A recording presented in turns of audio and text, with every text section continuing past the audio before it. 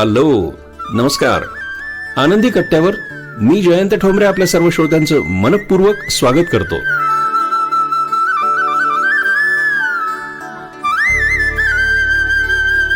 श्रोते नमस्कार. आजच्या आनंदी कट्ट्यासाठीचं लेखन आहे प्रमोद गोसावी यांचं. 3-4 वर्षापूर्वी एका रविवारी अचानक माझा मित्र अनिल आणि त्याची पत्नी आदिती माझ्या घरी आली. एकदम आनंद. खूप वर्षानंतर भेट होती. अनिल रिझर्व्ह बँकेमध्ये नोकरी करून काही वर्ष आधी स्वेच्छानिवृत्ती घेतलेला.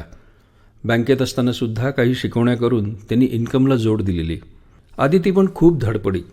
छोटासा व्यवसाय तिने स्वतःचा उभा केलेला. तो तसा छान चालला. त्यामुळे निवृत्तीच्या वेळी आर्थिक बाजू भक्कम झाली होती. एक मुलगा आणि एक मुलगी अशी पुलंच्या भाषेमध्ये बेतशुद्ध संतती असलेला.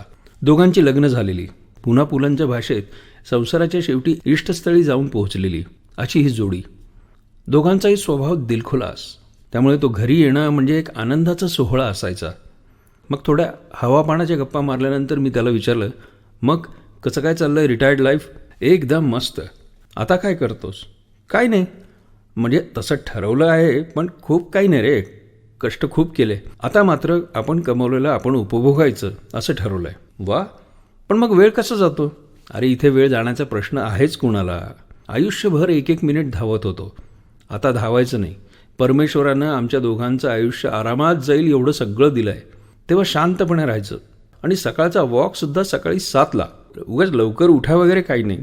आणि मुलगा, हे बघ, त्याला मी स्पष्ट सांगितलं आहे, बाबा रे, आपले वडील, मुलाचं नातं वगैरे बाकी सगळं ठीक आहे, पण आता तुझं लग्न झालं आहे तेव्हा तू स्वतंत्र राहा. माझं स्पष्ट मत आहे, मुलांनी वेगळं राहिल्याशिवाय त्यांना आयुष्य कळत नाही.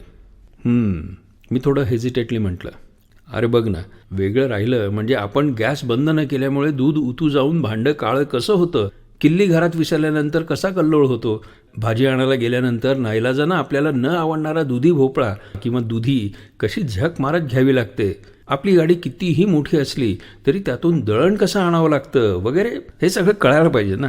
मग आता तू कुठे राहतोस? मी ठाण्याला. माझा मुलगा दादरला. त्याला चॉईस दिला होता. त्याच्या दृष्टीने दादर सोयीचं होतं म्हणून तो दादरला. मला ठाण्याला राहायला काहीच प्रश्न नव्हता म्हणून मी ठाण्याला. संपूर्ण आयुष्य दादरच्या मध्यवस्थित काढलेल्या माणसाला ठाण्याला राहायला जाणं तसं सोपं नव्हतं. म्हणून त्याच्या सहजपणे बदल करण्याच्या मानसिकतेचं कौतुक वाटलं. सगळ्या व्यवस्था लागल्या? हो, सगळा नवीन सेटअप ना. म्हणजे दूध, पेपर, भाजी, मार्केट छान मस्त लागलं एकदम. कामवाली बाई मिळाली का? माझ्या पत्नीने अगदी महिला वर्गाच्या अगदी जिव्हाळ्याच्या प्रश्नाला हात घातला. आमच्याकडे तो प्रॉब्लेम नाही आहे, तो सगळा विषय यांच्याकडे, आदिती खुश होऊन सांगत होती. माझ्या पत्नीने विचारलं, म्हणजे? अगं म्हणजे कामवाल्या बाईंचं इंटरव्ह्यू घेतात, विचार त्यांना, आदिती म्हणाली. अनिल, तू घेतोस इंटरव्ह्यू? अरे it is a technique how to negotiate with her, Anil सांगत होता. म्हणजे असं बघ, मी तिला विचारलं, तू किती पैसे घेणार दर महिन्याचे? तर ती म्हणाली 700 रुपये. त्यात केर, लादी, सिंक आणि छोटी भांडी घासणे आणि आठवड्यातनं एकदा फर्निचर पुसणे. मग मी तिला म्हणालो, बरं आता मी काय सांगतो ते ऐक. कपड्यांच्या घड्या करून ठेवणे, खिडक्यांच्या कडा पुसणे, रोजची भाजी चिरून किंवा निवडून ठेवणे, ही कामं पण करावी लागतील. त्या प्रत्येक कामाचे 25 रुपये, त्याप्रमाणे 75 रुपये मी जास्त देणार. मान्य? अरे ती एकदम सहज मान्य करते, अनिल म्हणाला. इथे आमच्या सर्वांमध्ये जोरात हशा. कमाल आहे राव तुझी, मी हसत हसतच त्याला म्हटलं. खरी गंमत पुढची ऐक. मी तिला विचारतो, महिन्याला दांड्या किती मारणार ते प्रामाणिकपणे सांग. यावरती थोडंसं अडखळत म्हणते, 2 होतातच साहेब, काय करणार, किती बी केलं तरी होतातच. मी म्हणतो ठीक आहे, ती पण माणूसच, अडचणी येणारच ना. मी तिला सांगतो, हे बघ, 2 दांड्या ठीक आहे, 3री दांडी झाली तर त्या महिन्याला 25 रुपये अजून जास्त. आम्ही सर्व एकदम आवाक, हास्याचा मोठा फवारा. मानलं तुला, सुपर आयडिया यार. अरे तुला काय माहीत, ती दुसरीकडे दांडी मारते पण माझ्याकडे 3री दांडी मारत नाही. आम्ही हसून हसून फक्त पडायचे बाकी राहिलो होतो. म्हणजे ती मागत होती त्याच्यापेक्षा 100 रुपये जास्तच देतो तू तिला, मी म्हणालो.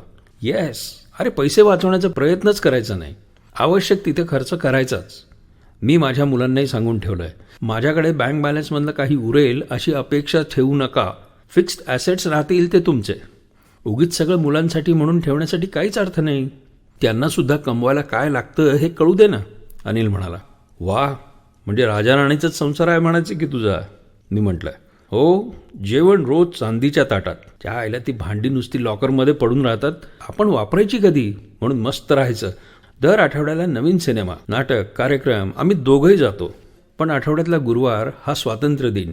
मला जे पाहिजे ते मी करणार आणि तिला जे पाहिजे ते ती करेल. मग मित्र, नातेवाईक, फिरणं आपापला चॉईस. मी तिला विचारत नाही आणि ती मला. अनिल हे सगळं सांगत होता. आम्ही सगळे गारद. अनिलच्या या गप्पांवर जणू एक नवी पहाट झाल्यासारखं वाटत होतं. बोलता बोलता आयुष्याचं तत्त्वज्ञान जणू त्याने सांगितलं. आपण रिटायर झाल्यानंतर सुद्धा किती बंधनात अडकलेलो असतो. आपण आपल्या घरातील ज्येष्ठ, आपली मुलं, नातवंड, आपलं घर, लग्नकार्य, समारंभ याच्या पलीकडे जातच नाही. आपले संस्कार, आपली संस्कृती याला कारणीभूत असू शकते किंवा व्यक्तिसापेक्ष अनेक कारणं असू शकतात. ती योग्यही असतील, पण कुठेतरी डिटॅच्ड इन्व्हॉल्वमेंटची स्टेज यावी असं वाटतं. आपण आर्थिकदृष्ट्या पुरेसे सबळ असताना सुद्धा रिक्षाऐवजी बसने प्रवास करून आपण काय साधतो? असे छोटे छोटे खर्चसुद्धा आपल्यासाठी करताना आपलाच दबाव आपल्याला का येतो? आयुष्याच्या शेवटी आपण एक साधा सुईदोरासुद्धा वर नेऊ शकणार नाही हे आपल्याला माहिती असतं. मग हे बचत वगैरे करणं कशासाठी? मला असं वाटतं की आपण आपल्यासाठी थोडंसं जगायला काही हरकत नाही. हा मानसिक बदल कदाचित जाणीवपूर्वक करावा लागेल. त्याचबरोबर आपले आई वडील, मुलं, आप्तेष्ट यांच्यासाठी थोडं भावनिकदृष्ट्या तटस्थ होता येण्याचा प्रयत्न करावा लागेल. यात कुणाच्याही भावनेचा अनादर करण्याचा हेतू नाही. निदान उत्तर आयुष्यात तरी आपण आपल्या मनाप्रमाणे जगून आयुष्याचा आनंद लुटण्याचा प्रयत्न करावा, हाच फक्त त्यामागे विचार. निदान जमेल तेवढं तरी करू. श्रोतेहो, रेडिओ जयंत या यूट्यूब चॅनल आणि फेसबुक पेजवर येणाऱ्या प्रत्येक कार्यक्रमाला आपण भरभरून प्रतिसाद देतात.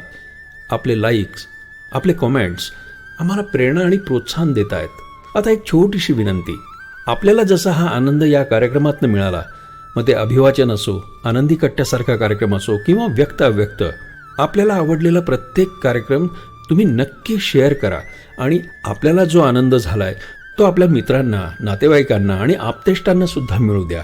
आवडलेला प्रत्येक कार्यक्रम जरूर शेअर करा आणि आपल्या आनंदात, आपल्या सुखात, आपल्या समाधानात आपले मित्र, नातेवाईक, आप्तेष्टांना सुद्धा सामील करून घ्या.